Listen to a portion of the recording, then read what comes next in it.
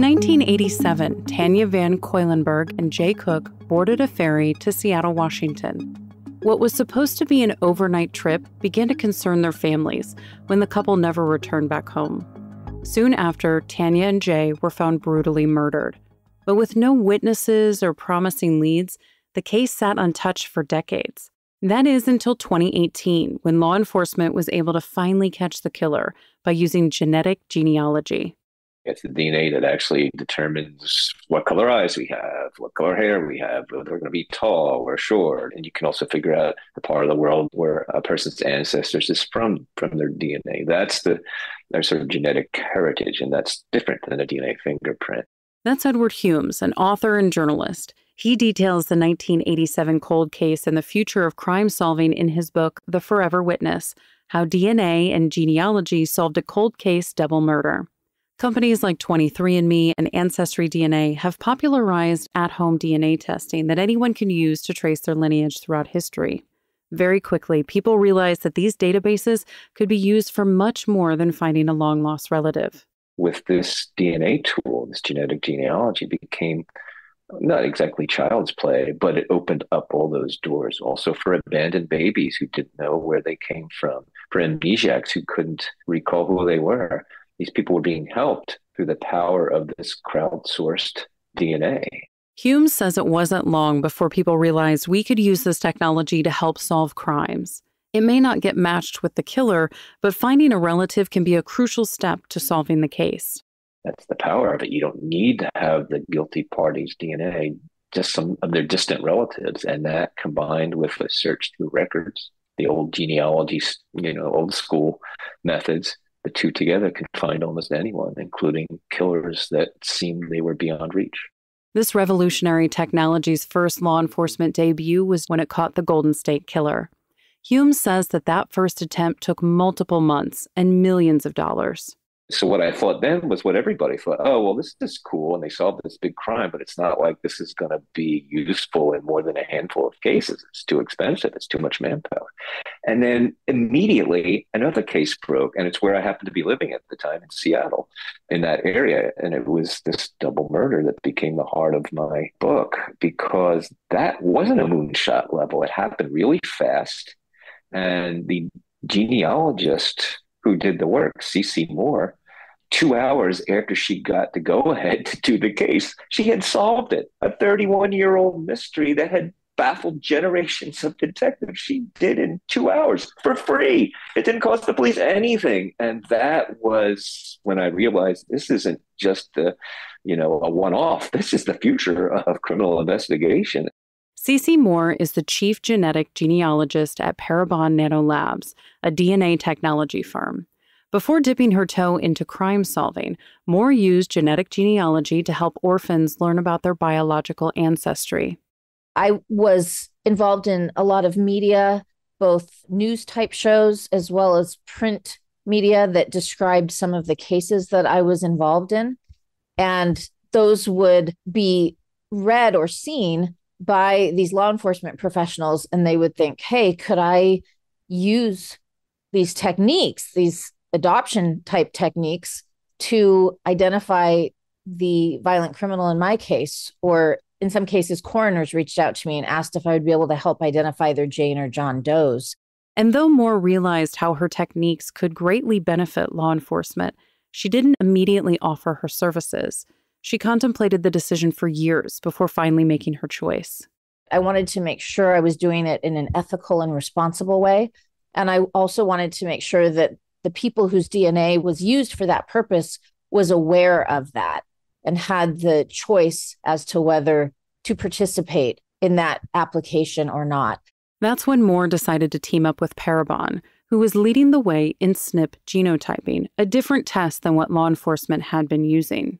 Up until that time in 2018, crime scene DNA was only being processed in the STR type profile. In order for it to be compatible with genetic genealogy, it needed to be in the SNP profiles. Well, Parabon had pioneered processing crime scene DNA and unidentified human remains using SNP genotyping, this type of health genetic testing. But it wasn't for health purposes. They were doing it because they were predicting someone's phenotype, meaning what did they look like based on their DNA, their hair color, eye color, skin color, shape, face.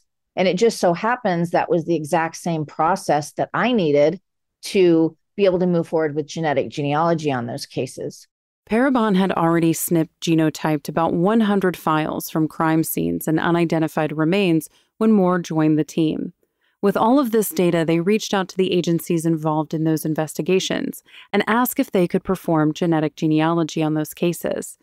The very first case Moore took on was the same double homicide Humes writes about in his book.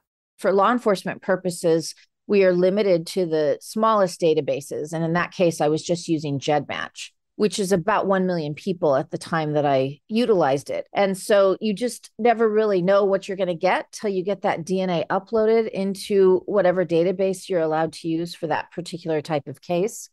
And sometimes it can take minutes. Sometimes it can take days or months. And in some cases, rarely it can take years. The process of genotyping involves looking at hundreds of thousands of genetic markers across a genome. It's the same method that's used when you send your DNA into a site like 23andMe. Moore needed to have this specific type of file because all of the people she would be comparing the DNA to would have also used this method. After the file was created and uploaded to an online DNA database called GEDmatch, the investigation turned into a waiting game. You have to wait anywhere between about 8 hours and 48 hours for that unknown killer's DNA to be compared against the files that are in the GEDmatch database. And so I kept checking late one night, no matches. And I finally gave up and went to sleep, woke up in the morning, immediately opened my laptop, checked that profile, and we had a list of matches. The list consisted of people that shared what Moore considered a significant amount of DNA with the unknown subject. In this case, the term significant even applies to matches that shared less than 1% of DNA, which is completely opposite of law enforcement database matches. They're looking for an exact match, someone who shares 100% of their DNA. And I'm just looking for people who share 1% or 2%. Moore is able to use such a large scope because it allows them to find distant relatives who may share just one segment of DNA. With that match, she can find a common ancestor somewhere in their family tree. When looking into the murders of Tanya and Jay, Moore says she got super lucky with 2 matches of second cousins. And so very quickly, William Earl Talbot II's name came to my attention. It was in probably less than 2 hours. This was the first case I worked for law enforcement, though. So this was a very heavy burden to know this name, to know the potential identity of these killers after 30 years. And I wanted to make really sure that I was passing good information over to Detective Scharf. So I spent the rest of the weekend vetting that hypothesis, playing devil's advocate, trying to see if there was any other explanation or I could be wrong. But by the end of the weekend, I was fully convinced that William Earl Talbot II was the DNA contributor to that crime scene and thus Jay and Tanya's killer. Moore says this first case solidified her future working with law enforcement. Since 2018, she's worked on hundreds of cases using genetic genealogy to find the guilty. However, these achievements aren't possible without people in the public deciding to put their DNA information into online databases. And though this technology received a lot of praise, critics voiced concerns about privacy issues. Fortunately, Moore says much of the worry stems from false information. If you send your DNA to a company like 23andMe, your data is not shared with the police. In fact, it's more difficult than you may think for your information to be used by law enforcement. There's 2 very specific places that the police can look at, your called family tree DNA and GEDmatch.